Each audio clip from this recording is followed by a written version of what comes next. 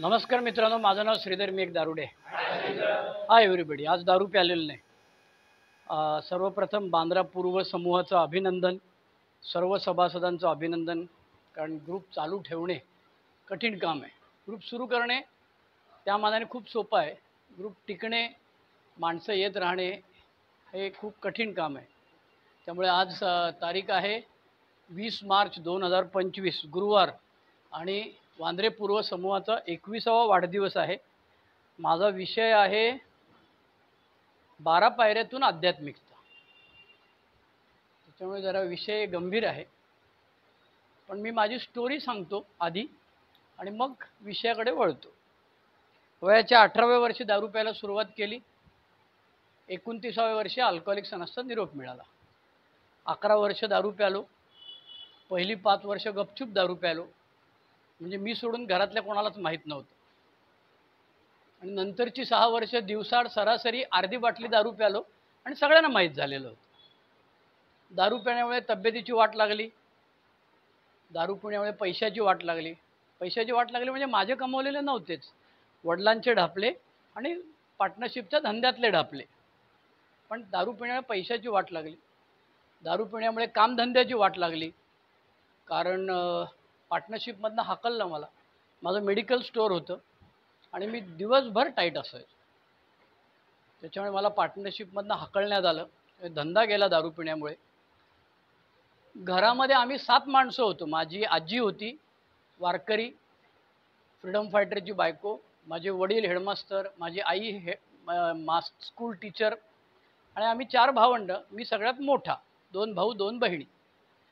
त्याच्यामुळे सुरुवातीला त्यांना माहीत नाही, वारकरी पूजा अर्चा वगैरे केलेली मंडळी सगळी, त्यांना काय कळायचं नाही हे काय झालेलं आहे. त्यामुळे त्यांनी एकदा दोनदा प्रेमाने समजावून सांगितलं, काय असेल तर सांग आम्हाला, आम्ही सोडवतो, भुताड काय असेल तर.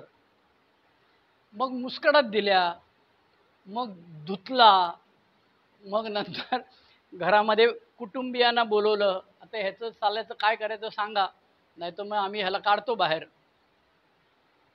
काय जमलं नाही त्याचं. त्या सगळ्याचा परिणाम काही झाला नाही आणि ते डोक्याला हात लावून बसले. एकच प्रसंग सांगीन. पुण्याला माझ्या चुलत बहिणीचं लग्न होतं आणि पूर्वी वराड जायचं असं, त्यामुळे भिवंडीहून किंवा डोंबिवलीहून बस करून आम्ही 60 जण गेलो होतो. 50-60 जण एस टीची बस करून. आणि परत येताना दुपारी जेवण झाल्यानंतर मी आदल्या दिवशीपासून पितोय. त्याच्यामुळे मी दुपारी 1.5 दिवसाचा गणपती माझा फुल टाईट झालेला होता. त्याच्यामुळे मी अमिताभ बच्चन जसा बॉम्बे टू गोवामध्ये गाडीमध्ये नाचतो, तसं मी ओकाऱ्या करत सगळ्यांच्या अंगावर नाचलो आणि माझे आई वडील खाली मान घालून बसले होते. कोणीतरी माझ्या 2 मुस्कडात दिल्या आणि मला कोंबला. त्याच्यामुळे अल्कोहोलिक्स अनॉनिमसमध्ये येण्यापूर्वीची अवस्था ही अशी होती. वय माझं फार नाही, 65 आहे आणि सोब्रायटी पण फार नाही, 35 वर्ष आहे. खरं सांगायचं तर दारू पिण्याचे अनुभव एवढ्या ताजेपणे आता आठवत नाहीत. सगळंच आठवत नाही, काहीच आठवत नाही. स्मृतिभ्रंशाचा आजार हळूहळू, माझ्या वडिलांना अल्झायमर होता, त्यामुळे हळूहळू तो पकडतोय. त्यामुळे खूप जुनं आठवत नाही. माहीत नाही देवाची काय इच्छा आहे ते. पण सुदैवाने मला डॉक्टर श्रीकांत जोशी, मानसोपचार तज्ज्ञ ठाणे, माझे वडील आणि भिवंडी ग्रुपचे सभासद सुभाष के यांच्यामुळे मेसेज मिळाला. मी चांगल्या लोकांच्या संगतीत राहिलो हे माझं भाग्य. त्याच्यामुळे सुभाषकडे गाडी होती आणि ते दिलदार होते. त्यामुळे कधी कधी मिटिंगला जायचं असेल, भिवंडीहून मिटिंगला यायचं मुंबईला म्हणजे क्लिष्ट काम आहे. आत्ता माझा कशी आशिष दादाने उल्लेख केला, कोकणात मिटिंग करायची तर 200 रुपये लागतात. तसलाच प्रकार भिवंडीहून मिटिंग करण्यासाठी आहे. त्याच्यामुळे त्यांच्याकडे वकील असल्यामुळे कधी आशिल आले तर ते ड्रायव्हर आणि त्यांची बायको आणि 2 मेंबर अशी गाडी जायची. कुठपर्यंत जायची, भिवंडीहून बांद्र्याला कुठेतरी डोंगरावरती मिटिंग चालते काहीतरी, ते काय मला आठवत नाही ना. हां, पाली हिलपर्यंत मिटिंगला त्यांनी नेलेलं आहे. त्यामुळे सुदैवाने माझ्या चांगल्या माणसांच्या कंपनीमध्ये असल्यामुळे आणि मलाही खाज होती बोलायची, कारण मी मास्तरांचा पोरगा आहे ना. त्याच्यामुळे मला आधी वाटलं होतं ही वक्तृत्व स्पर्धा आहे आपण ह्याच्यामध्ये मारून देणार, काय प्रश्नच नाही. पण मी बघितलं वाढदिवसाला वगैरे सारखे सारखे तेच स्पीकर असायचे. किंवा माझ्या बऱ्याचशा मीटिंग नवप्रकाश, ठाणे, डोंबिवली तेव्हा एकच ग्रुप होता, कल्याण एक ग्रुप, उल्हासनगर, अंबरनाथ पुढे काही नव्हतं. त्याच्यानंतर जे केची मीटिंग आवडायची, कारण जे केच्या मीटिंगला वडे खायला मिळायचे. तुमच्यापैकी कोणी गेला असेल तर आठवा जरा, बटाटे वडे कंपनी खर्चेसे, 10 पैशाला एक वडा असायचा. आणि मी जवान होतो तेव्हा, 8-10 वडे खायचो मी. आणि मुकुंद पण प्रेमाने द्यायचं. फक्त मुकुंदची एकच अट असायची, ती म्हणजे जो विषय लिहिलाय त्या विषयावर बोलायचं, नाही तर तो मध्ये थांबून झिरो आहे रे तू, काय फायदा नाही, काय सोबर असून फायदा नाही, लाच काढायचा सगळ्यांच्या समोर. त्याच्यामुळे माझ्या ह्या मीटिंग चालू होत्या. अल्कोहोलिक्स अनॉनिमसच्या मीटिंगमध्ये आल्यानंतर स्पॉन्सर घ्यायचा प्रयत्न केला, कारण मला स्पीकर व्हायचं होतं, मला वक्ता व्हायचं होतं. त्यांनी सांगितलं की त्यांनी कार्यक्रम घेतला आहे. म्हटलं वो किधर मिळता आहे. ते मग पुस्तकाकडे बोट दाखवलं, निळ्या पुस्तकाकडे, बिग बुककडे. 16 रुपये किंमत होती तेव्हा. ते पुस्तक घेतलं, भिवंडीला घरी जाऊन 10:30 वाजता वाचायला सुरुवात केली. 1:30-2 वाजेपर्यंत वाचून झालं. म्हणलं आपला कार्यक्रम झाला. त्याच्यामुळे उद्यापासून आपण स्पीकर. म्हणाले स्पॉन्सर घ्यायला लागतं. किंवा आमच्याकडे ठाण्याला विश्वनाथ गुरुजी बोलणारे होते. मला स्पॉन्सर म्हणजे चांगला वागणारा हा आक्षेप माझ्या डोक्यात नव्हता. मला चांगला बोलणारा माणूस पाहिजे. त्यामुळे मी गुरुजींकडे गेलो. गुरुजी मुळामध्ये कम्युनिस्ट आणि भयानक उद्धट. त्याच्यामुळे त्यांच्याकडे गेल्यावर पहिला प्रश्न विचारला की कायला स्पॉन्सर घ्यायचा आहे. म्हटलं कार्यक्रम घ्यायचा आहे. म्हणजे काय करायचं आहे. म्हणजे 4थी पायरी घ्यायची. ठीक आहे, पुस्तकात वाचून घे आणि मग लिहायला सुरुवात कर. आणि त्याने मग लगेच धंद्याला लावला. 4थी पायरी लिहून काढली. पहिल्यांदा लिहून काढली आणि जाम घाण लिहायला लागलो. त्याच्यामुळे मी अरुण टीला फोन केला. मी इथे मुंबईत येऊन KEMच्या बॉईज हॉस्टेलला राहिलो होतो 8 दिवस. मीटिंग करायचो आणि 4थी पायरी लिहिली. आणि ते घाणेरडं सगळं यायला लागलं वडिलांबद्दल, च भ झ. त्याच्यामुळे अरुण टीला फोन केला रात्री 10 वाजता. म्हटलं अहो हे काय चाललंय. लँडलाईन फोन होतो तेव्हा. ते म्हणाले अरे हे सगळं पित्त बाहेर येण्यासाठीच तर लिहायचं आहे. म्हणलं ठीक आहे हो, चला लिहा, जाऊ दे, सांगता लिहायचं तर लिहायला. ते सगळं घेऊन गुरुजींकडे गेलो आणि ते वाचायला सोडं. एक तर माझा आवाज बोंबल्या विठोबा म्हणायचे मला, त्यांच्या घरामध्ये बोंबल्या म्हणायचे. माझा आवाज खणखणीत आहे, मास्तरच आहे मी पण. मला मास्तरकी नव्हती करायची, पण मी मास्तर झालो. त्याच्यामुळे ते वाचलं. ते म्हणा बाजूच्या रूममध्ये जाऊया, खतरनाक आहे म्हणून बाजूच्या रूममध्ये गेलो. आणि सगळं वाचून झाल्यावर ते म्हणाले हां आता वाच बघू तुझी 4थी पायरी. म्हटलं मग एवढा वेळ काय करत होतो. ते म्हणाले अरे ही वडिलांची 4थी पायरी लिहून आणलीस तू, तुझी कुठे आहे. हात तिच्यावर. मग ते सगळं फाडून टाकलं, दुसरं नव्याने परत लिहायला लावलं. त्यामुळे माझी 4थी 5वी पायरी पहिल्या वर्षाच्या आत झाली. सुदैवाने त्याच्यात मी ढापलेले पैसे लिहिलेले होते. त्याच्यामुळे मी वकील पण आहे आणि मी फार्मसी ग्रॅज्युएट पण आहे आणि मी जातीने वाणी म्हणजे बनिया आहे. त्याच्यामुळे मी पैशाचा हिशेब बरोबर करतो. त्यामुळे मी ढापलेले पैसे लिहून ठेवलेले होते. भागिले 2 केले. पार्टनरशिपचा धंदा ना, भागिले 2 इक्वल पार्टनरशिप. पण आमचे सुभाष के वकील होते. ते गुरुजींना म्हणाले अरे विश्वनाथ ह्याची पार्टनरशिप कशात रे होती. म्हटलं प्रॉफिट अँड लॉसमध्ये. त्यांनी सिगरेटचा एक झुरका मारला मस्तपैकी आणि म्हणाले अरे मला वाटलं की ह्याची पार्टनरशिप चोरीत पण होती. ऐकलं मला काय कळलं नाही, ह्यांच्या दोघांचं काय म्हाताऱ्यांचं चाललेलं माहीत नाही. तेव्हा गुरुजी म्हणाले अरे सुभाष बरोबर आहे, हा साला भागिले 2 कसले करतो ढापलेल्या पैशाला, चोरीच्या पैशामध्ये पार्टनरशिप मांडतो काय. आणि ते सगळे पैसे मला परत द्यायला सांगितले. मला ह्या दोघांनी बच्चांडी धरून न्याला. मी पोपटासारखा बोलायचो ना, मला आनंदसिंह कल्याणचे होते, त्यांनी प्रमोट केला. त्याच्यामुळे मी पुढे गेलो आणि पुढे गेल्यानंतर मग बोलायचो वगैरे. ते गुरुजी म्हणाले की इथे पोपटासारखा बोलतोस, तिथे बोलला नाहीस तर लाच काढील, लक्षात ठेव. आणि माझी खात्री होती की गुरुजी लाच काढू शकतात, कोणाच्याही समोर लाच काढू शकतात, त्यात काय प्रश्नच नाही. त्यामुळे मी सगळं बोललो त्याला. 8व्या-9व्या पायरीमध्ये अमेंड्स केल्यामुळे खूप फायदा झाला. अल्कोहोलिक्स अनॉनिमसमधला प्रवास चालू होता. लग्न नव्हतं झालं, यथावकाश लग्न झालं. लग्न झाल्यानंतर बायकोनी विचारलं 2-4 दिवसांनी, स्त्रीचं शरीर एवढ्या सहजपणे हाताळतोस तू, तुमचा अनुभव काय सांगा आम्हाला. झाली की चड्डी पिवळी आमची तिच्या आहे. गेलो बोंबला स्पॉन्सरकडे.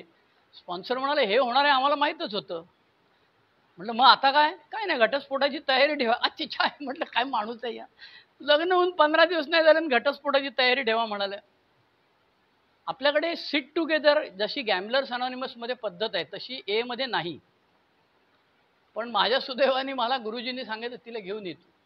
आम्ही दोघं जण त्यांच्याकडे गेलो. ते नवरा बायको दोघं जण बसले आणि त्यांनी विचारलं की ह्याच्या वागण्यात आज काय तुला ऑब्जेक्शनेबल वाटतं का. तोपर्यंत मी 2-3 वर्ष सोबर होतो. पण आजचं काय नाही, पण म्हणाले मी याची बायको आहे ना, त्यामुळे ह्याचा इतिहास मला माहीत असायलाच पाहिजे. गुरुजींनी सांगितलं की याचा इतिहास 5व्या पायरीत त्यांनी मला सांगितलेला आहे, तो तुला सांगणार नाही. कारण अल्कोहोलिक अनॉनिमसमध्ये बायको स्पॉन्सर घ्यायची पद्धत नाही म्हणण्यापेक्षा तसं बिल डब्ल्यूने लिहून ठेवलंय. अनेक गाढव लोक सांगतात माझी बायको माझी स्पॉन्सर आहे, परमेश्वर त्यांचं भलं करू, आपलं होतं काय म्हणणं नाही. पण बिल डब्ल्यूने असं लिहून ठेवलेलं आहे की घेऊ नका. मला मारायला निघालेला हो औरंगाबादला एक इसम, तो तावाचा आणि कुठे लिहिलं असं स्पॉन्सर. मी वाचून दाखवल्यावर तो आणखी खवळला, बिल डब्ल्यूवरचा राग माझ्यावर काढायला लागला. म्हटलं चालायचं, त्याला काय इलाज. त्याच्यामुळे आज माझं वय 65-35 वर्ष सोबर आहे. मी 2020 साली रिटायर झालो मुंबई विद्यापीठात लॉचा प्राध्यापक म्हणून. मला पेन्शन नाही. माझी बायकोची नोकरी आता शेवटचे 6 महिने राहिलेले आहे. माझी मुलगी इंग्लंडला राहते, PhD फ्रान्समध्ये केली तिने. एकच मुलगी आहे मला आणि तिचं आता लग्न जुलै महिन्यात आम्ही जाऊ तेव्हा तिकडे लग्न करणार आणि इकडे आल्यावर लग्न करणार. माझे वडील वारले, माझी आई वारली, माझी धाकटी बहीण वारली कॅन्सरमुळे. जमेल तेवढी सेवा करायचा प्रयत्न केला. आजचे प्रॉब्लेम्स आहेत ते पैसे सांभाळणे, आहेत ती तब्येत सांभाळणे आणि आहेत ते नातेसंबंध सांभाळणे. त्याचं बरंचसं श्रेय माझ्या बायकोला जातं. कारण मी तसा तुसडा माणूस आहे, मला 4 लोकांच्याबरोबर पटकन जुळून घेता येत नाही. त्याच्यामुळे तुसडा माणूस आहे. त्यामुळे आज माझे प्रॉब्लेम्स हे आहेत. मला दारू प्यालो ह्या चित्राची भीती वाटते. कारण जे प्याले ते सगळ्यांनी भारी दारू प्यालेली आहे. तुम्ही म्हटलं असं का बरं, तू भारी दारू का प्याला. तर म्हणाले जेव्हा पहिले पीत होतं तेव्हा मी भुक्कड होतो, तेव्हा गावठी दारू प्यालो. आता मग सेक्रेटरीला सांगून मोठी बाटली ऑनलाईन मागवतो मी. त्याच्यामुळे मनात विचार केला आता जर प्यालो तर काय चित्र काय असणार आहे. कोकणात भूताचा पाय म्हणतात, आपण काय बघितलं नाही, भूत पण पाहिलेलं नाही ना, उलटा पाय पण नाही पाहिला. ते म्हणाले सगळी विचारसरणी उलटी होते. त्यामुळे मी दारू प्यालोय ह्या विचाराला थरथरून घाम फुटतो मला. मग कोणीतरी मला विचारलं, समजा इंजेक्शन निघालं, 100 रुपयाचं इंजेक्शन, TTचं इंजेक्शन घेतो ना तसं इंजेक्शन निघालं, डॉक्टरकडे जायचं, बेवड्याचा नॉर्मल ड्रिंकर. म्हटलं मी नाही जाणार आता लाईनीत, माझी काही इच्छा राहिलेली नाही दारू प्यायची. आता काय ह्या वयामध्ये काही इच्छा राहिलेली नाही. किंवा तुला किती आता ब्लॉक घ्यायचा आहे, मुलुंडला घ्यायचा आहे, किती एवढे रक्कम पाहिजे, 6 आकडी 5 आकडी जी असते ती तुला चेक दिली आणि सांगितलं पी दारू, तर पिशील का. तो ब्लॉक घालवायला असे गुरुजी आमचे असे करून दाखवायचे. माझ्यावरची गुरुजींचा बराच परिणाम आहे. त्याच्यानंतर माझे 5 स्पॉन्सर झाले, पण त्यांचा परिणाम जास्त आहे. त्यामुळे भयानक उद्धट त्यांच्यासारखाच आहे, असं नसायला पाहिजे. मी खूप चांगल्या शिव्या देतो. म्हणजे मुंबईमध्ये वरळीला एक खास शिव्या देणारा माणूस आहे, त्याच्याबरोबर मी स्पर्धा लावली आणि तो म्हणाला नाही तू माझा बाप आहेस. त्याच्यामुळे मी सगळ्या जाती धर्माच्या छान शिव्या देऊ शकतो. हे काय अभिमानास्पद नाही, गाढवपणा आहे हा. पण अनेक गोष्टी जमल्या. माझ्या होम ग्रुपमध्ये आनंद ग्रुप, जैन हॉस्पिटल दादर, मी सोबर 35 वर्ष, दुसरा सीमेश 36 वर्ष, तिसरा सिप्रियन 37 वर्ष, चौथा कृष्णन 39 वर्ष आणि दादर ग्रुपचा शांताराम किंवा रमेश आला तर 41 वर्ष. तर आमच्याकडे हे कसे घडते वाचायचा कार्यक्रम माझ्याकडे असतो आणि बाकीचं सगळं अरेंजमेंट पण माझ्याकडे असते, कारण सगळ्यात लहान मी आहे. त्या अल्कोहोलिक अनॉनिमसच्या मीटिंगमध्ये आल्यामुळे बदल झाला. आता माझा आजचा विषय आध्यात्मिकता. त्यामुळे तुमच्यापैकी बऱ्याच लोकांना वाटलं असेल की आता आध्यात्मिक म्हणजे काहीतरी भाई वगैरे हा बोलणार. तर मी पहिलं सांगतो म्हणजे आध्यात्मिकचा आणि धर्माचा संबंध अल्कोहोलिक अनॉनिमस लावत नाही. बाहेरच्या जगामध्ये तुम्ही अल्कोहोलिक अध्यात्म म्हटलं किंवा स्पिरिच्युअलिटी म्हटलं की त्याचा रिलिजनशी, धर्माशी आणि देवाशी बराच संबंध आहे. माझी स्वतःची देवाची आजची व्याख्या, मी काय झालं, मी सिद्धार्थ आणि आंबेडकरला काम केलेलं आहे. तर बऱ्याच जयभीम लोकांबरोबर मी काम केले. तर मी थोडासा देव बाजूला सोडल्यात जमा आहे. त्याच्यानंतर माझे स्पॉन्सर लेफ्टिस्ट होते आणि माझे वडील काँग्रेसवाले होते. त्यामुळे मी एकदा चुकून काहीतरी RSSच्या शाखेत गेलो होतो माझ्या मित्रांबरोबर. आईला माझ्या वडिलांनी असा धुतला मला, तेव्हापासून मी परत कधी RSSची शाखेचं नाव पण नाही काढलं. असं पण नाही करत मी मनातल्या मनात सुद्धा. आणि ह्या सगळ्याचा परिणाम म्हणून देव ही संकल्पना मी माझ्यापुरती काय घेतलेली आहे ती मी सांगायचा प्रयत्न करेन. पहिली गोष्ट म्हणजे मी रोज देवळात जात नाही. मी कधीतरी सटीसामाशी देवळात जातो. माझे वडील वगैरे वारकरी असल्याने मी फक्त पंढरपूरला वर्षातनं एकदा जातो. माझा भाऊ वारकरी आहे आणि तो दरवर्षी आषाढीला कार्तिकीला जात असतो. मला काय ते जमत नाही, झपत नाही तेवढं. त्याच्यामुळे वर्षातनं एकदा पंढरपूरला जाऊन वर्कशॉप घ्यायचं. पांडुरंग आमचा उभा राहतो, दर्शन घडवतो. त्याच्यामुळे आणि दर्शन केल्यावर काहीच काम नाही. मला इथे नमस्कार कर, तिथे नमस्कार कर, ह्याच्यात 5 पैशाचा इंटरेस्ट नाही. एक पांडुरंगाला नमस्कार केला की झाला. माझ्या घरामध्ये देव पुतळे बितळे काही नाही आहे. एक गणपतीचा फोटो आहे, एक विठोबाचा फोटो आहे आणि दुसऱ्या फोटोमध्ये त्यांनी सांगितलं की तुमचे कोण कुलदैवत वगैरे आहे ते सगळ्यांचे फोटो घाल. त्यामुळे एक लक्ष्मी, एक सरस्वती, एक तुळजापूरची अंबाबाई आणि एक हे आपला पिवळा बाबा पुण्याचा. त्याच्यामुळे एवढे 4 फोटो आहेत. सकाळ संध्याकाळ नमस्कार करतो. माझी बायको नमस्कार करत नाही. माझी बायको देवळात जात नाही. माझी बायको वडाला पूजा करत नाही. पूर्वी ह्या सगळ्या तक्रारी असायच्या. आता हे वास्तव म्हणून स्वीकारलेलं आहे. तर तिचं म्हणणं आहे की मी जे माझं काम करते तो माझा देव. मी माझी मास्तरकी वयाच्या 18व्या वर्षी सुरू केलेली आहे. आता 59व्या वर्षी माझी मास्तरकी चालू आहे. त्याच्यात कॉर्पोरेट सोशल रिस्पॉन्सिबिलिटी मला जी करायची ती मी माझ्या विद्यार्थ्यांना माहिती आहे बरोबर. ज्याच्याकडे पैसे नसेल तो माझ्याकडे येतो. त्याचा इतिहास आम्ही विचारून घेतो. कुठलं हॉस्टेल, शाहू हॉस्टेल, तिथे माझे जुने विद्यार्थी आहेत. ते तिथे त्याची फी भरतात, त्याची पावती आणतात आणि त्याला पावती देते. परत माझं तोंडा बघायला यायचं नाही, हे पैसे तू दुसऱ्या कोणाला द्यायचे. तिचं कॉर्पोरेट सोशल रिस्पॉन्सिबिलिटी चालू आहे. तिच्या तालमीत मुलगी तयार झालेली असल्यामुळे मुलीलाही देव, धर्म, पाठांतर वगैरे हे जे आम्ही लहानपणापासून केलं ते काही नाही. त्यामुळे I have drifted away from God. पण अल्कोहोलिक्स अनसची गॉड संकल्पना म्हणजे मला सोपी सापडलेली. ती फाटली की ज्याला हाक मारतो तो देव. मग त्यावेळेला मी अनेक प्रकार केलेले आहेत. माझा वास्तुशास्त्रावर विश्वास आहे, माझा ज्योतिषशास्त्रावर विश्वास आहे, माझा खड्यांवर विश्वास आहे. कारण तेव्हा माझी फाटलेली होती. आता मी टीका करू शकतो तुमच्यावरती. तुम्ही घातली अंगठी की मी तुम्हाला टीका करणार. पण माझी जेव्हा फाटली होती तेव्हा मी पण अंगठीच घातली होती, खडे घातले होते. त्याच्यामुळे अशा सोयीस्कर हव्या तेव्हा पाहिजे तशा संकल्पना घेणारा नालायक माणूस आहे मी. आणि देवाने इथपर्यंत आणलं ना हो. पण सगळ्या गोष्टी लहानपणापासून आपल्याला सांगितलं बाप्पा कान कापेल. तो बाप्पा कान कापेल की नाही मला माहीत नाही. पण आता वाटतं की he is a loving God. ज्याने मला त्या दारूच्या चिखलातनं बाहेर आणला. आज सकाळी आमचा एका मेंबरचा फोन आला. अरे म्हणाले सर आजोबा झालो मी. अरे म्हटलं कॉंग्रॅच्युलेशन. ह्याला दारुड्याच्या नशिबात दारू पिऊन मेला असता, फोटो लागला असता आपला. किती जणांना आपला पहिली पायरी लिहिली की आठवतं. आपला खरा तर फोटो लागायला पाहिजे होता. अरे त्या बॉम्बे आग्रा हायवे मी असा झोपायचो. हाय कोई मायकालाल. ती माझ्याबरोबरची पोरं असायची. ती 2 पाय 2 हात धरायचे ना असे बाजूला आणतात. तेरे को मरना है ना तो साले कल आना और मर जाना इधर. आज हम लोग के साथ मत मरना, तेरा बाप हमको पूछेगा. त्याच्यामुळे वेडे चाळे केलेला माणूस आहे मी. आणि अल्कोहोलिक्स अनोनिमसमध्ये आल्यानंतर जेव्हा आध्यात्मिक प्रगती असं जेव्हा सांगितलं तेव्हा मला मोठा प्रश्न पडला होता की आयला हे आपल्याला झेपणारं प्रकरण नाही. पण सुदैवाने बिल डब्ल्यूने सोल्युशन दिलेलं आहे. बिल डब्ल्यू बिग बुकमध्ये परिशिष्ट 2 आध्यात्मिक अनुभव. त्याच्यामध्ये काय लिहितात, पहिलंच वाक्य आहे, पान नंबर 6 आहे बिग बुकमधलं. आध्यात्मिक अनुभव आणि आध्यात्मिक जागृती हे जे शब्दप्रयोग ह्या पुस्तकात अनेक वेळा वापरले गेलेले आहेत. त्यांचे काळजीपूर्वक वाचन केल्यावर मध्यपाशातून सुधारण्यासाठी पुरेसे व्यक्तिमत्वातील बदल दाखवतात. तो काय म्हणतो, आध्यात्मिक बदल म्हणजे काय तर दारूपासून दूर राहण्याकरता स्वतःमध्ये केलेले बदल म्हणजे आध्यात्मिक बदल किंवा आध्यात्मिक जागृती. आता तुम्ही बाहेर जगात जर गेलात तर आध्यात्मिकचा अर्थ धर्माशी आणि देवाशी जोडलेला आहे. त्याच्यामुळे दोन्हीकडे आपले वांदे आहेत. एक तर धर्म काय कधी काय वाचलेलं नाही, काय नाही.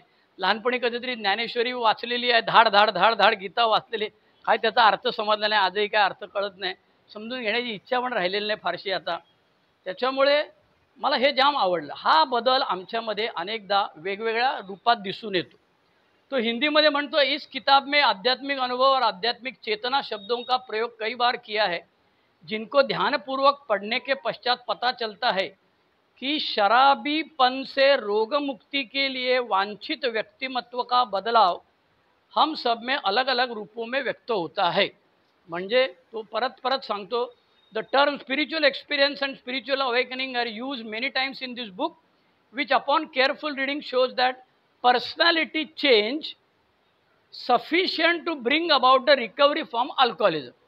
त्यामुळे माझ्याकरता दारूपासून दूर राहण्यासाठी 12 पायऱ्यांचा काय उपयोग झाला ते मी तुम्हाला सांगतो. पहिल्या पायरीमध्ये 2 भाग आहेत, हतबलता आणि अस्ताव्यस्त. त्यातली हतबलता इथे आल्यावर कळलेली नव्हती, इथे आल्यावर जास्त चांगली कळली. पण इथे आल्यावर कळली असा काय भाग नव्हता, फाटली होती म्हणून तर इथे आलो. माझ्याच्यानी बंद नव्हती होत म्हणून तर इथे आलो. त्यामुळे हतबलता तुम्ही स्वच्छ केली, स्पष्ट केली, त्यामुळे जाणीवली, पण माहिती पहिल्यापासून होती. अस्ताव्यस्तता आल्याबरोबर लगेच काय कळलं नाही, पण बऱ्याच वर्षानंतर मला कळलं. आता आमच्याकडे सगळेच ओल्ड टाइमर आहेत, त्यामुळे आमच्याकडे विषय चालला होता की एवढी वर्ष सोबत राहून आपल्यामध्ये तेवढा बदल का नाही झाला. तर मी म्हटलं, एवढी वर्ष सोबत असली म्हणजे एवढे वर्ष कार्यक्रम घेतला असं कोणी सांगितलं तुम्हाला? अहो म्हटलं, 11वी पायरी ध्यान धारणा किंवा प्रार्थना आणि ध्यान. प्रार्थना कधी करायचो? साहेबांनी बोलवले, शिपाईने निरोप दिला की हवा टाईट व्हायची, मग प्रार्थना म्हणायचं. याच्या व्यतिरिक्त प्रार्थनेचा संबंध सकाळी एकदा, रात्री झोपताना एकदा, बाहेर पडलो कुठल्या कामाला जाताना तर प्रार्थना म्हणायचं. ध्यानाचा संबंध 22 वर्ष नव्हता. कारण मी म्हणायचो, मी डोळे मिटले की मला भलतंच दिसतं. ते जे काय सगळं पूर्वी पाहिलेलं आहे ते सगळं दिसतं म्हटलं. त्या अतृप्त इच्छा आहेत ना सगळ्या, त्यामुळे त्या डोळे मिटले की दिसतात. त्याच्यामुळे मी डोळे मिटायला तयार नव्हतो. अनिल मला म्हणायचे, अरे तू गेंड्याच्या कातडीत आहेस साला, तुला रडू. मी कधीच रडलेलो नाही, मी एकदाच आयुष्यात रडलो, ते पण कुठे, तुम्ही सांगितलं हसाल. इंदिरा गांधीचं स्मारक आहे दिल्लीमध्ये, तिथे गेल्यानंतर मी ढसाढसा रडत होतो आणि माझी बायको आणि पोरगी पदराला तोंड लावून हसत होत्या. हा येड्याला काय झालेलं आहे? हा बाप मेला रडला नाही, आई मेली रडलं नाही, पोरीला हॉस्पिटलमध्ये ॲडमिट केला रडला नाही, बायकोचं तंगडं मोडला रडला नाही, मित्र जवळचा गेला तरी रडला नाही. हा इंदिरा गांधीचा चष्मा बघून रडतोय, हा वेडा माणूस आहे. त्याच्यामुळे मी गेंड्याच्या कातडीत आहे, त्यामुळे मला रडूबिडू येत नाही. पोरीच्या एक मुस्कडत दिल्यानंतर जास्त रडायला लागली की मी सांगतो अजिबात रडायचं नाही. मी मास्टर आहे, त्यामुळे वायवा घेताना मी उलटसुलट प्रश्न विचारले, पोरगी रडायला लागते, म्हटलं रडलीस तर नापास करीन, रडायचं बंद कर. ती पोरगी बिचारी घाबरून रडायचं बिडायचं पुसून बिसून परत बोलायला सुरुवात करते. अल्कोहोलिक्स अनोनिमसच्या मीटिंगमध्ये आल्यानंतर मला कळलं, पहिल्या पायरीतली अस्ताव्यस्तता मला माझ्या आजच्या पैशांकडे बघायला लावते. मी किती अस्ताव्यस्त वागलेलो आहे आणि तीच माझी सवय आज पण आहे. पहिलं सगळ्यात महत्त्वाचं म्हणजे पैशाकडे लक्षच द्यायचं नाही, पोलीस केसकडे लक्षच द्यायचं नाही. हो का यार, ए मे आला एक हात देवाला, एक हात एला, आता दारू प्यायला हात नाही. अरे एवढं सोपं असतं तर चायला एवढे मीटिंग थोडी लागली असती, आपल्याला स्टेडियममध्ये मीटिंग घ्यायला लागली असती.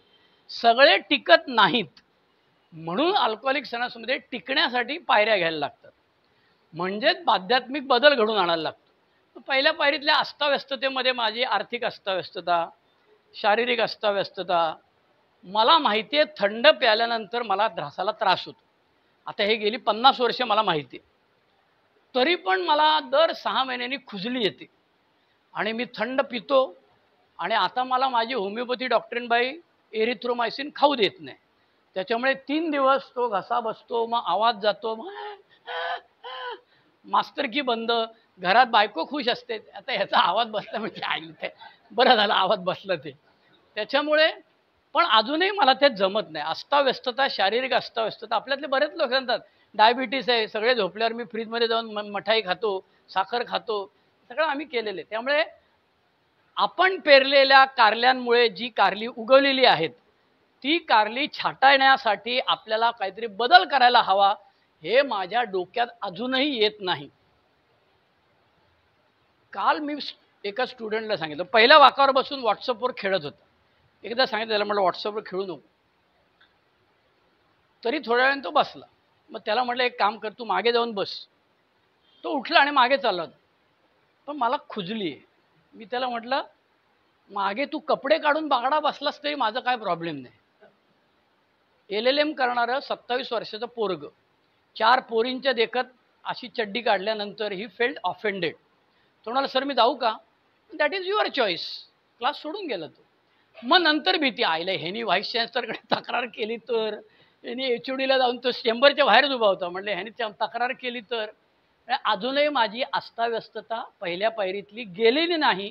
पण पूर्वी दिवसातून 10 वेळा काटा सरकायचा, आता 10 दिवसातून एकदा सरकतो. जेव्हा सरकतो तेव्हा तो 440 व्होल्टचा स्फोट होतो. पहिल्या पायरीत मला अस्ताव्यस्तता कळली.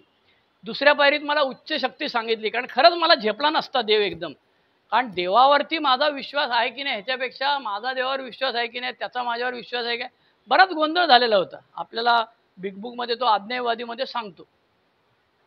पण अल्कोहोलिक्स अनॉनिमसच्या आपल्या सुदैवाने अल्कोहोलिक्स अनॉनिमसमध्ये बिग बुकमध्ये जेव्हा लिहिलं तेव्हा त्याला ख्रिश्चन पाद्र्यांनी सांगितलं की ह्याच्यामध्ये देव जास्त आहे, यातला देव कमी कर. आणि म्हणून त्यांनी हायर पॉवर टाकली. हे आपल्या सगळ्यांचं सुदैव. पहिल्या दिवशी सांगितलं असतं प्रार्थना पाठ केली पाहिजे. अरे ते जाऊ दे, डॉक्टर बॉबच्या जमान्यामध्ये फादर आपल्या चर्चमध्ये जसं बसतात ना गुडघे टेकून, तसं गुडघे टेकून बसायला लावायचे. मग त्याचं झालं की मग त्याला खाली मीटिंगमध्ये आणायचे. तेच सिस्टीम चालू राहिली असते तर मेलो असतो की अर्धे आपण बाहेर पिऊन उलाल झालो असतो चाय. आपल्या सुदैवाने दुसऱ्या पायरीमध्ये त्यांनी सांगितलं, तो देव बिव नंतर बघू, तुला जेव्हा पटेल झेपेल, तुझी फाटेल तेव्हा तू हाक मारशील तेव्हा बघू. सध्या तू उच्च शक्तिमान ह्या बाकड्यावर मी बसलो आणि 1.5 तासाची मीटिंग केली की पुढचे 22.5 तास मी पीत नाही. बाद झालं ना, बाकीचं सगळं नंतर बघू. अरे पहिल्या दिवशी मी विचारले, मीटिंग सुरू झाल्या संपल्यावर विचारतात ना कोणाला काय प्रश्न आहे का, मी लगेच हात वरला. म्हणजे काय करायचं, ऐकायचं. असं करून दाखवलं त्या म्हाताऱ्याला. अशी ऐकून सुटते काय? ते म्हणाले आमची 6 लोकांची सुटली, तुझी पण सुटेल, ये बस ऐकायला. अल्कोहोलिक्स अनॉनिमसमध्ये माझ्या सुदैवाने मला जर माझ्यासारखा उद्धट माणूस भेटला असता पहिल्या दिवसापासून तर मी भांडणं केली असती. आणि मी भांडकुदळ आहे, मी अजूनही भांडकुदळ आहे, माझ्यातला गेलेलं नाही. मला तुम्हाला वाटत असेल आता 35 वर्ष म्हणजे हा लालबागचा राजा झालाय, तेवढा काय गुणीबाळ मी अजूनही नाही आहे. म्हणजे तेव्हा तर किती मी प्रखर असेल. हायड्रोक्लोरिक ॲसिड आणि सल्फ्युरिक ॲसिडचं कॉम्बिनेशन, असला खतरनाक माणूस मी होतो. तिसऱ्या पायरीमध्ये देवाची इच्छा काय असेल ते. देवाची इच्छा काय व्हॉट्सअपवर कळवणार आहे मला? कालच मला कोणीतरी सांगत देवाची इच्छा. अरे म्हटलं मी फार्मसी ग्रॅज्युएट आहे, माझं दुकान दारू पिण्यामुळे गेलं, मी धंदा चालू केला. धंदा चालू केल्यावर माझे स्पॉन्सर अनिल डे, ते गुजराती माणूस, मी त्यांच्याकडे जाऊन रडायचो. ते म्हणायचे तुम एक काम करो, तुम धंदा करने से अच्छा नौकरी अच्छा करेगा. म्हणजे त्याला म्हणायचं अनिल डेना असं होतं की तू गाढव आहेस, तुला धंदा करायची अक्कल नाही, म्हणून तू साल्या नोकरी करायला सुरुवात. सुदैवाने नोकरी करायला लागलो. फार्मसी कॉलेजमध्ये मास्तर झालो, पोरांना शिकवायला लागलो. चांगला मास्तर होतो. प्रॅक्टिकल वगैरे घ्यायचो. जिथे बाकीचे घाबरायचे, ससा मारा. मी नॉनव्हेज न खाणारा माणूस आहे, पण मी निर्दयी आहे. तुम्ही चिकार ससे मारल्यात, चिकार उंदरं मारल्यात, बेडकं तर चिकार मारल्यात. म्हणजे एक दिवस मी कॉलेजला नाही गेलो तर तिथे पोरं ड्रॉइंग काढून ठेवायची, बेडकं नाचतायत, आज सर आलेले नाहीत, आज आपला मुर्दा पडणार नाही, कारण प्रॅक्टिकल असायचं. आणि पूर्वी ते सुई घुसून त्याच्या मेंदूमध्ये करायला लावायचं, काटा अढेला करायला लावा. अल्कोहोलिक्स अनॉनिमसच्या तिसऱ्या पायरीने सांगितलं ते देव बिव नंतर बघू यार, तेव्हा आडेल तेव्हा बघू. आता लगेच आत्ताच घेतली पाहिजे असा अट्टास नाही. चौथ्या पायरीमध्ये मला वाटत होतं की माझ्या फॉर्मॅलिनमध्ये मला टाकतील, मी आग लावेन असं म्हणत नाही, कारण मी देहदान केलेलं आहे KEMला. त्यामुळे मेल्यानंतर फॉर्मॅलिनच्या टँकमध्ये सोडतील तेव्हा तुम्ही म्हणणार की बाबा बरा माणूस होता. त्यामुळे चौथ्या पायरीमध्ये माझे अवगुण काय आहेत ते मला कळले. त्याचं मी विश्लेषण केलं, माझ्या कॅरेक्टर डिफेक्ट्सचं मी विश्लेषण केलं आहे. A group, B group, C group आणि D ग्रुप. A ग्रुप म्हणजे केलं की लगेच तिकडे जाऊन आला की तिकडे जायला लागणार, बरोबर आहे. त्यामुळे A ग्रुप म्हणजे ताबडतोब दारू प्यायला नेणारे कॅरेक्टर डिफेक्ट. B ग्रुप म्हणजे करत राहा, काही दिवसांनी A मीटिंग बंद होतील, मग तू जाशील. C ग्रुप म्हणजे स्लो पॉयझनिंग आहे. आणि D ग्रुप म्हणजे जाण्याची शक्यता आहे, नाकारता येत नाही. असे कॅरेक्टर डिफेक्ट्स केलं. मग 5व्या पायरीत स्वतःला परमेश्वराकडे कबूल केलं, त्या माणसाकडे कबूल केलं. तो कोणाला सांगेल ही भीती होती, त्या भीतीतनं हळूहळू मुक्त झालो. 6व्या पायरीमध्ये मी स्वतः सोडायला तयार नव्हतो, अजूनही सोडायला तयार नाही. मला पुण्याच्या एका ओल्ड टायमनी अगदी नवीन असताना मी पोपटासारखा बोलायचो, किताब में ये लिखा है, किताब में वो लिखा है. तर ते म्हणाले 6वी पायरी कशी घेतो, आणि माझी विकेट पडली. म्हटलं सांगता येत नाही मला कशी घेतो ते. मग मी मला स्पॉन्सरकडे जाऊन पायाशी बसायची सवय लागलेली आहे.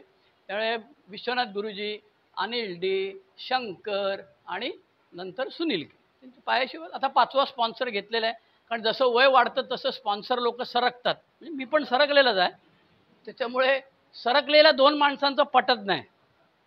मी पण सरकलेला, तो पण सरक. त्यामुळे म्हटलं बाबा तुम्ही दूर, आम्ही दूर. मी नवीन स्पॉन्सर घेतला. स्पॉन्सर घेताना काळजी घेतली की तो तरुण असावा, म्हणजे मी त्याला सहन नाही केला तर निदान तो तरी मला सहन करेल. 2 जण तलवारी काढल्या तर 2 खांडके करणार एकमेकांचे. त्याच्यामुळे मला स्पॉन्सरने सांगितल्याप्रमाणे मी बदल करायला लागलो. 5व्या पायरीमध्ये जे लक्षात आलं ते 6व्या पायरीत मी सोडायला तयार नव्हतो. अजूनही सोडायला तयार नाही. ही सतत चालणारी प्रक्रिया आहे. फटका बसला की सोडायला तयार होतो. तुमच्यापैकी सगळ्यांना माहिती आहे, गाडी आपण चालवतो, ठोकली किंवा हवालदारनी पकडलं की 2-4 दिवस सावकाश चालवतो. पुन्हा पैरा ये रे माझ्या मागल्या. आपली गाडी चालवायची पद्धत काय बदलत नाही. तेच 6व्या पायरीत आहे. 7व्या पायरीत परमेश्वरा सोडव आता, मग त्याच्याकरता एक चिठ्ठी काढ. अनेक प्रयोग सांगितले अनेकांनी. जेवढे जमले तेवढे केलं. 8व्या पायरीत कोणाच्या अमेंड्स करायच्या आणि कोणाच्या नाही करायच्या हे कळण्यासाठी तो स्पॉन्सर पाहिजे. कोणाच्या करायला पाहिजेत ते 4थ्या पायरीत 5व्या पायरीत कळलेलं आहे. पण ह्या करायच्या का नाही करायच्या आणि मला नाही ठरवायचं, कारण मी चालू माणूस आहे, ह्या मला आवडत नाही. मग ह्याच्या अमेंड्स करायला मी म्हणणार हा लय माजोरा आहे, अमुक आहे तमुक आहे असं मनातल्या मनात म्हणणार आणि म्हणणार स्पॉन्सरला याच्याची अजून मी तयार नाही झालो. मी तयार झालो की मग जाईल. ते मी मनातल्या मनात लफडी करत असतो. 8वी पायरी कोणाकडे घ्यायची ते स्पॉन्सरला ठरवू दे. माझ्या मनात आलं की मी त्याला सांगणार की बाबा ही यादी आहे, आता हे प्रायोरिटी बेसिसवर आहे. आर्थिक आहेत ते पटपट येतात. आमचे विनायक ज्युनियर ठाण्याचे होते, त्यांनी फटाफट सगळ्यांच्या अमेंड्स करून टाकल्या आणि ते अजूनही सांगतात. 800 लोकांच्या अमेंड्स केलेल्या आहेत. 5 रुपयाची दारू प्यालो, भेटला तुम्हाला, तू 20 रुपये दिले, 10 रुपये दिले, सगळे शोधून काढले त्यांनी आणि अमेंड्स केलेले आहेत. 9व्या पायरीमध्ये प्रत्यक्ष अमेंड्स. आता मेलेल्या आईवडिलांची तेव्हा अमेंड्स आय एम सॉरी एवढ्या वाक्याने बोळवण केली होती. आता टोचतं ना हो. आता आईची आठवण आली, वडिलांची आठवण आली की टोचतं. मग स्पॉन्सरला विचारलं, अनेक ओल्ड टायमरना विचारलं, आध्यात्मिक गुरु लोकांना विचारलं. ते म्हणाले आता असं करू, समोर वडील बसलेत खुर्चीत, एक खुर्ची रिकामी ठेव आणि त्यांच्याशी बोल. म्हटलं अहो मला वडिलांशी बोलताच यायचं नाही, माझी फाटायची कायम. मला भीती वाटायची वडील देतील एक काना. माझे वडील हेफ्टी होते, ते NCC वाले, बंदूक चालणे, पोहणारे, 20 किलोमीटर चालणारे असले होते. आणि मी अर्धा पण पुलअप काढला नाही आयुष्यात. शाळेमध्ये वरती गेला की ढमकन खाली पडायचं, एवढं माझं कर्तृत्व आहे. त्यामुळे आमची बरोबरी होणे शक्यच नाही. आणि वडील अनुभव अंती सांगायचं, मला पटायचं नाही. माझी आई नंतर मला म्हणायची अरे तुझे वडील तुला 11वीत असताना सांगत होते की तू कॉमर्सला जा, MCOM हो आणि कॉलेजला मास्टर हो. ते तू ऐकलं नाहीस. तू 11वी 12वी बायोलॉजी घेतली, मेडिकलला मिळाली नाही, 2 बॅच एकत्र आल्या, मग तू फार्मसीला गेला, मग ते सगळं तुझं रामकथा झाली आणि मग तू मास्टर झाला. तुझं बाप सांगत होतं ते का नाही ऐकलं. म्हटलं अगं न ऐकणे हाच तर माझा स्वभाव आहे ना. माझा प्रॉब्लेम तो आहे. मला 9व्या पायरीमध्ये अमेंड्स कुठल्या करायच्या आणि कुठल्या नाही करायच्या ते कळायला लागलं. पण ज्या अमेंड्स केल्या त्यामुळे मी अजून काय वडील समोर बसतात अशी कल्पना करून त्यांच्याशी बोलायची आपली काय अजून हिंमत झालेली नाही. मी कधी कधी बायको झोपलेली असताना खुर्ची बिर्ची घेतो, पण माझी फाटते. त्यामुळे मी ते खुर्ची बिर्ची परत जागेवर लावतो, जाऊन झोपतो मी. मला काय अजून जमत नाही. त्यामुळे 9वी पायरी एवढी सोपी नाही आहे. आणि मेलेल्या माणसांचे अनेक प्रश्न आहेत त्याच्या संदर्भामध्ये. 10व्या पायरीमध्ये रोजच्या रोज साफसफाई करायची आहे. आपण दिवाळीची साफसफाई करतो दुकानात, घरामध्ये, म्हणून काय रोज झाडत नाही असं नाही ना. आणि रोजचं मला लगेच टोचतं. आता मला जी सवय लागलेली आहे त्याच्यामुळे मला रोज टोचतं. त्यामुळे रात्री झोपताना त्याची अमेंड्स करणे डायरेक्ट शक्य असेल तर करा, पण प्रोफेशनल लाईफमध्ये करता येत नाहीत. व्यावसायिक जीवनामध्ये साहेबाची आयमाय काढली, तू एक कोपऱ्यात तुला दाखवतो गुडघ्यानी, असं बोललेला माणूस मी आहे.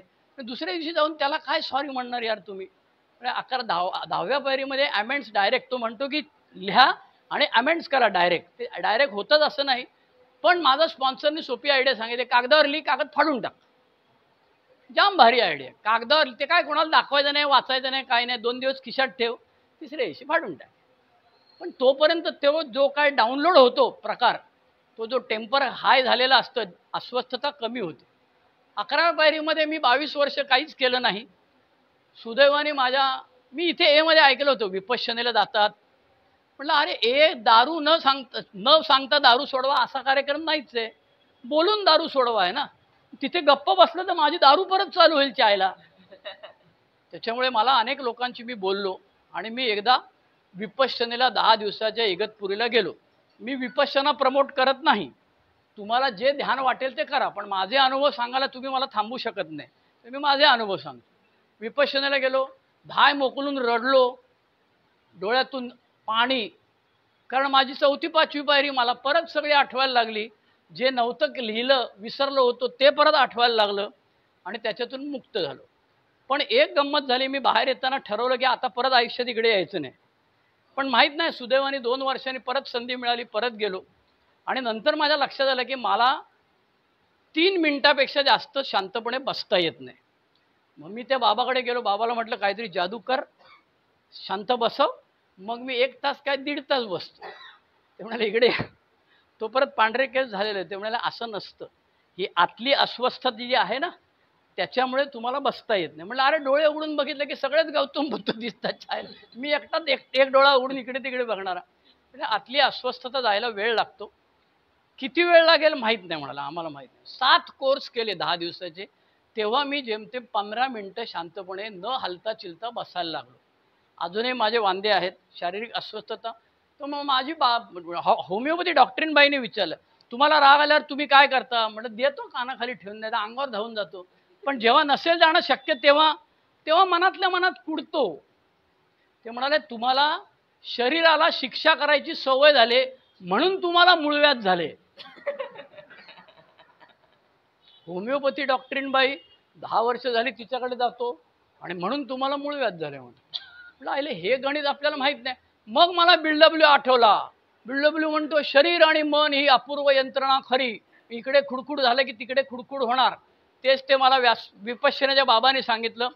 हळूहळू कमी होतंय, गेलेलं नाही.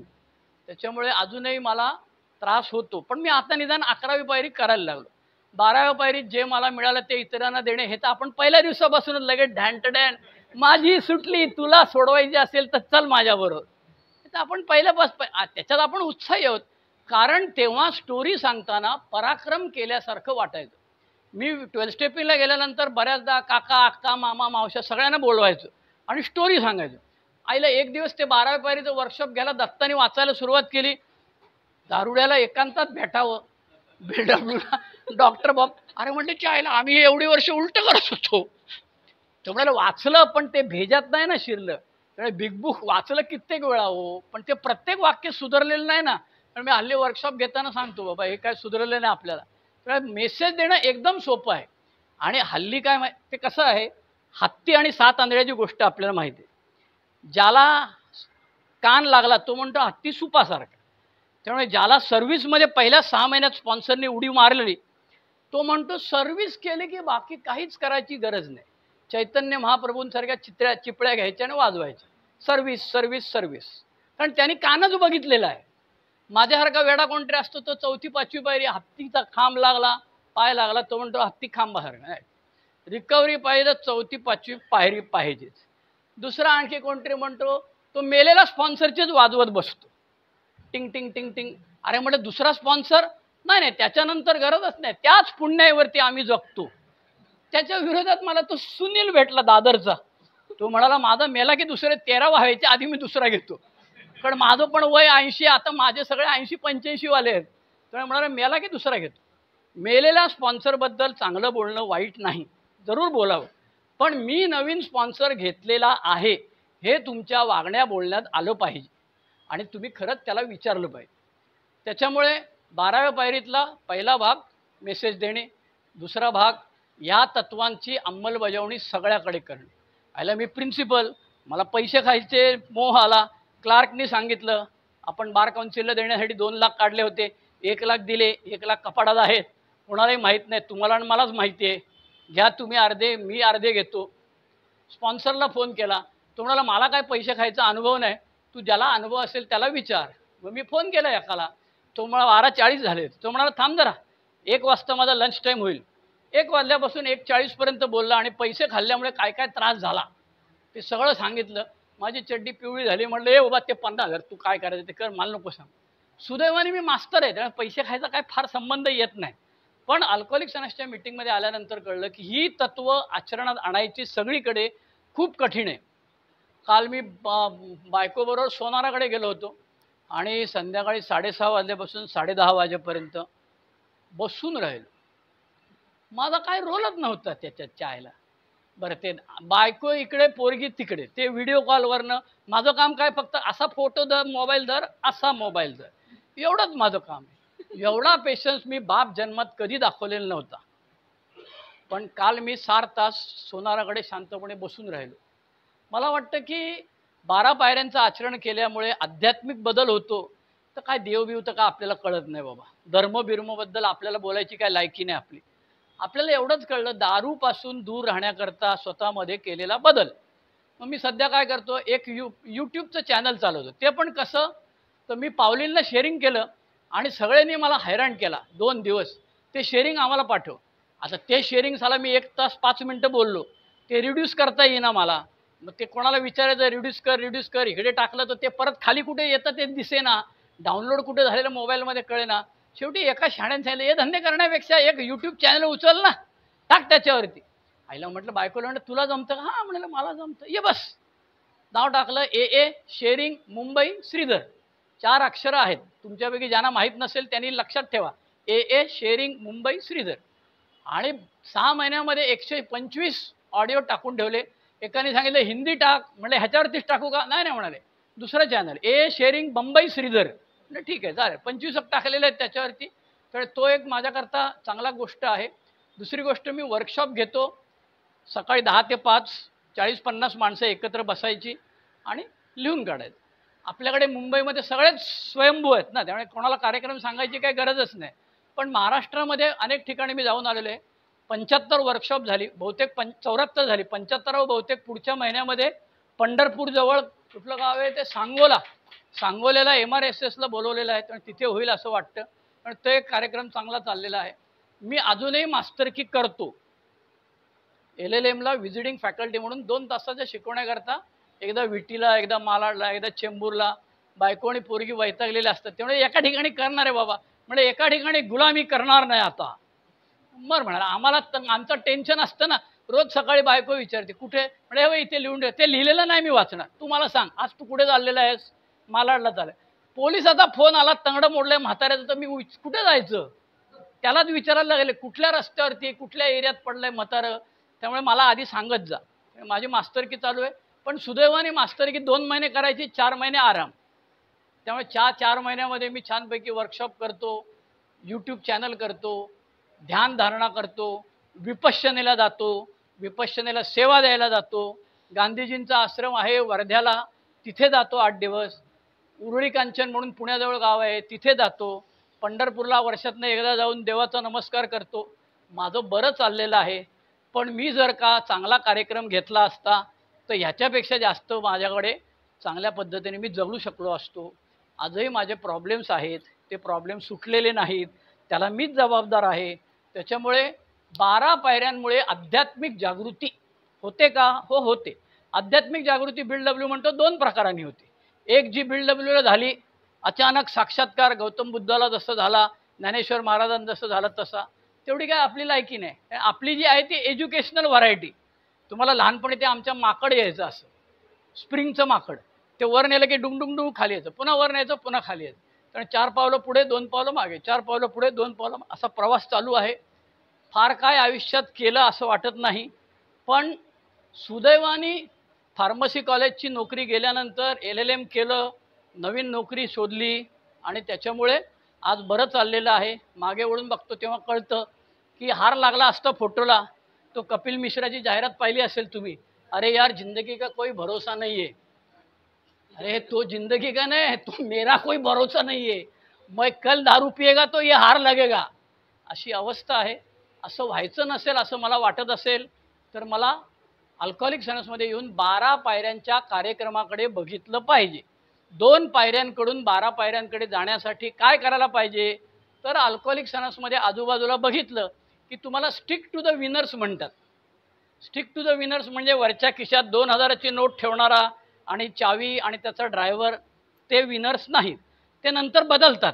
कारण मी ठाणा ग्रुपमध्ये असे 5 काय त्याला विचारत, आणखी कुठे अंगठी लावतोस का रे तू, कुठल्या बोटाला, असं नालाय काय मी माणूस. त्याच्यामुळे मी विचारत, दिसत नाही आता. मी म्हटलं कुठे गेला, नाही तो त्याला व्याजाचा धंदा सुरू केला.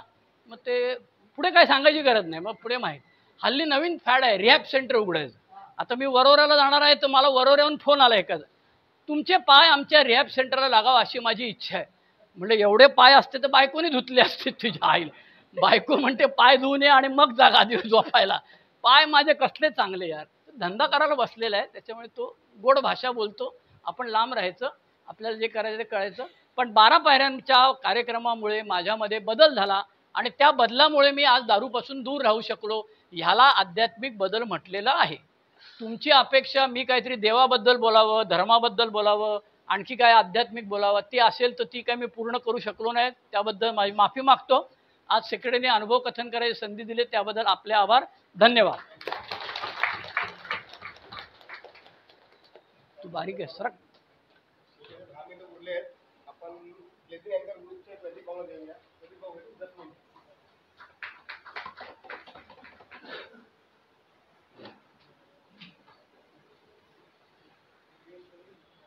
वीस मार्च 2025 गुरुवार.